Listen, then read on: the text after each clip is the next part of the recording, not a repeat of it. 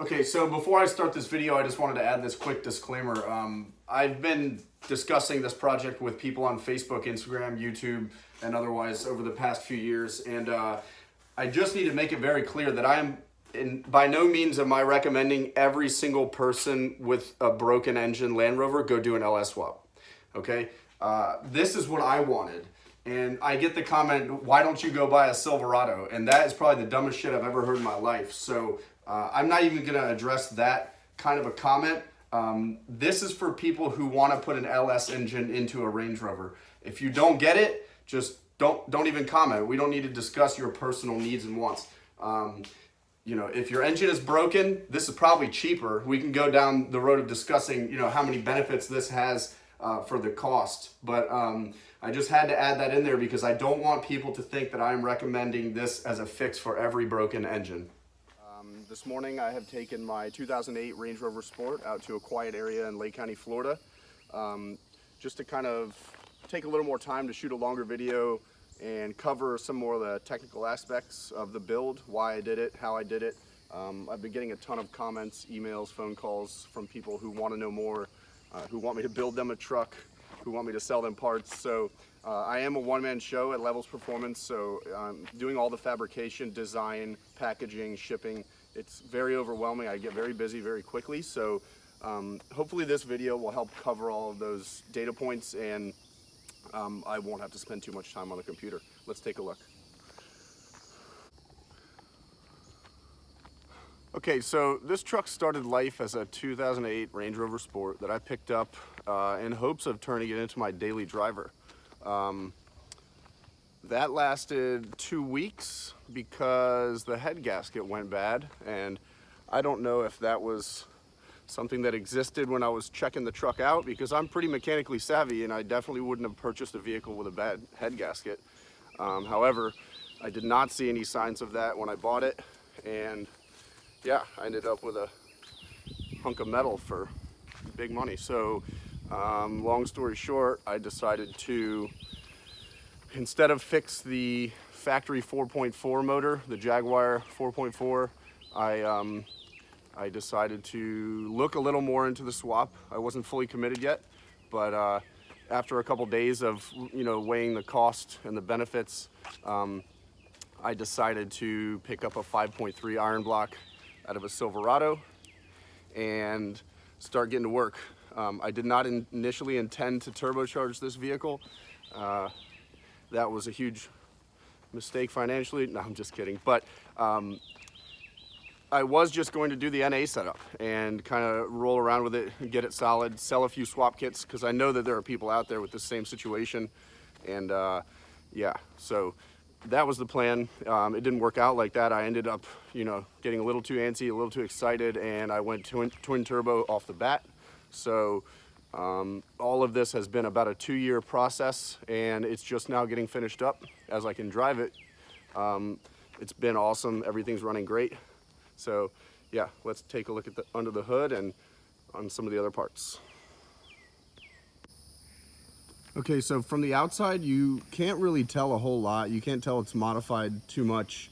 Really, the only thing that gives it away is the open downpipes out of each side skirt. I did that because I didn't want to compromise the performance of the setup with mufflers or any back pressure on the turbos. It's very loud, very aggressive, so you got to drive carefully, but sounds awesome. Definitely catches people off guard when you pull up in a twin turbo 5.3 LS swapped Range Rover. Well, let me restate that. 5.3 is not an LS motor. It's a Vortec motor, but yeah, so oh, and I guess you can probably tell that the headlights are slightly modified to bring in fresh air to the turbos. Someone who knows what they're looking at might be able to tell, but it blends in pretty good. So yeah, so moving to the inside of the vehicle, I have gutted this truck. It has no spare tire, no rear seats. When you add up all of the weight that I've removed with the factory engine, transmission, transfer case, front differential, all that stuff, it comes out to be about 500 pounds that I've saved off this truck. and that's including the motor in it now. So I haven't put it on a scale yet, but I'm hoping that, you know, that weight will help get this thing down in the quarter mile a little more, because this is a heavy truck. But you can see here, got the air to water air cooler reservoir. Just waiting on my lid to arrive. Don't mind the tape there. It seems to be splashing around a little bit. But the interior of the truck is very clean. Got my iPad hooked up to monitor the essential data. One of the only parts that I have not figured out yet is the factory dash cluster. I am working with a company who says that they will be able to make a conversion box for communicating the LS engine data to the factory Land Rover dash, and we'll see how that goes. Okay, this is the part that most of you probably wanted to see. So this engine is a 5.3 iron block Vortec engine out of a Silverado. I picked it up used. I tore it down immediately when I started this build, and it's got new rings, new bearings, Gen 4 pistons and rods. I had it balanced. The thing runs great. It's got the stock oil pan, because on this truck you can use a stock Vortec oil pan. Fits great around the subframe. It has LS9 head gaskets, ARP head studs, 317 heads that have been refreshed, rebuilt. LJMS, Lil Jon Motorsports twin turbo stage 1 cam. Brian Tooley valve spring package. LS1 intake manifold. Borg Warner S366 turbos. Everything is custom in terms of the turbo kit. I made all the manifolds, the intercoolers, levels performance, air to water brick. I use vibrant Vangean clamps on everything because it makes it very easy to install and uninstall. Turbo Smart boost control products and everything. Got a 4 F2I fuel pressure regulator there. Custom little crankcase breather setup that I made. Yeah, and it's got a rear-wheel drive 4L80 that's been freshly rebuilt. Transgo HD2 shift kit in that. Custom one-piece drive shaft. Got a Duraley, huge Duraley transmission cooler. I don't know if you can see it with the way the lighting is, but so yeah, that covers most of the hard parts. It's tuned on a factory PCM with HP tuners. Pretty much a standard, basic as you can get for an LS swap. Really nothing fancy here, but it all works great. You know, with all the real estate there is up front, you get plenty of cooling action. You get a lot of airflow over the radiator, so this thing runs really cool. No issues with overheating. My last build, the 7 Series, had a big air-to-air intercooler in the front, so you know, that hogged up a lot of space in front of the radiator and created some issues where it was running a little warm. Yeah, this one's pretty easy gig here. I'm very excited to do a lot more of these builds for people. I want to start working with the HSE, the Discovery, the LR3. I've got basically I have a customer asking me to do every one of those. So in this box you'll find pretty much everything you need to tap into the wiring to get the GM PCM to fire this motor up. That's where the factory battery location is, as well as the fuse panel there. So under that panel you'll find a cranking wire and a 12-volt key on source. I'm not going to show you those because it's my information. Yeah, and then here we have the actual GM PCM and fuse panel for that. Yeah, that's about it.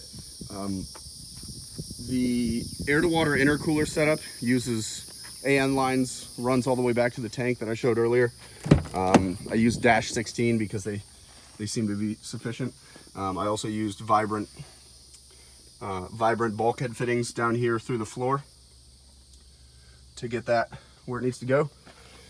And it seems to work great. On the way over here, my charge temps were at about 70 degrees. Can't really complain about that. All right, I think that concludes most of the information that I wanted to share. You know, I I can't really guess which items you guys are going to want more information on. So if you have any other questions, please hop in the comments and let me know. I am very excited to build more of these. So if you have a build inquiry or you want to purchase parts, please email euroswapcustoms@gmail.com or info@levelsperformance.com. Those will be in the bio. So yeah, that's about it. Let's take it for a spin before I wrap this video up. All right, guys, just got in the truck here. I'm gonna fire it up so you can hear it idle. It might be a little shaky. It's a dirt road here, so pardon the screen if it shakes a little. I'm just gonna do a pass down the road so you can hear it. I'm not beating on this truck yet just because it's on a soft tune. There's really no point, but it runs great, and I will be posting more videos once we put a hotter tune in it.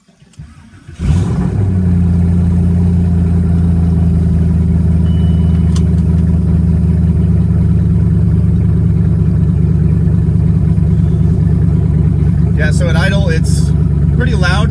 I think my neighbors hate me, I don't know. At cruising, also pretty loud. Yeah, it's pretty much no chill with this thing. But that doesn't have to be the case with every build that I do. You know, for instance, if you want a naturally aspirated LS swapped Range Rover, I can certainly build that with plenty of mufflers and resonators to quiet it down. It does not have to be a race truck. I think a lot of people are misinterpreting what I'm doing here, and I built this to be fast. I did not want any compromises, and I think a lot of people are thinking that I want to do this to every Range Rover, or that every Range Rover needs 1,000 horsepower. That's not the case. I am glad to build simple stock LS swap setups with tons of mufflers and resonators, whatever you want to do to quiet it down, or we can take it wild as I've gone with this one. So yeah, this has the factory shifter, which links to the 4L80E. Works great. I've got my wideband gauge right here. All the body control module stuff works as it should. None of that is affected. The windows work, the sunroof works, AC would work if I put a compressor on it, but that's not what this vehicle is for me. So let's take it for a spin and see if it sounds good.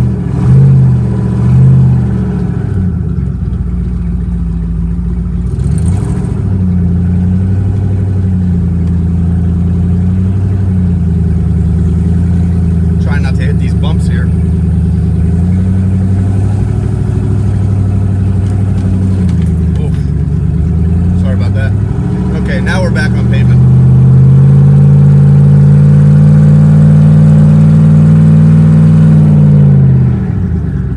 So we've been driving this thing for a couple months now.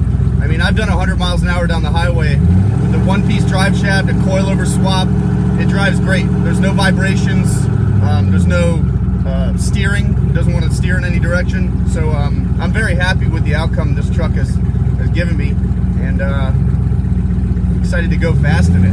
As soon as I get the tune revised, I'm going to be taking it to OSW, making a couple passes, making sure everything's solid, maybe put it on some drag radials, I don't know. It actually does better than I thought on these crappy street tires. So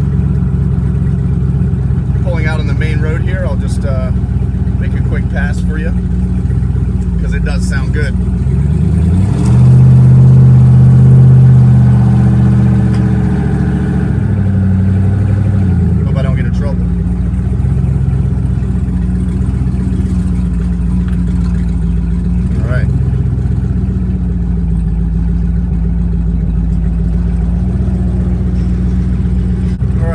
How this twin turbo LS swap Range Rover Sport sounds. Wide open throttle.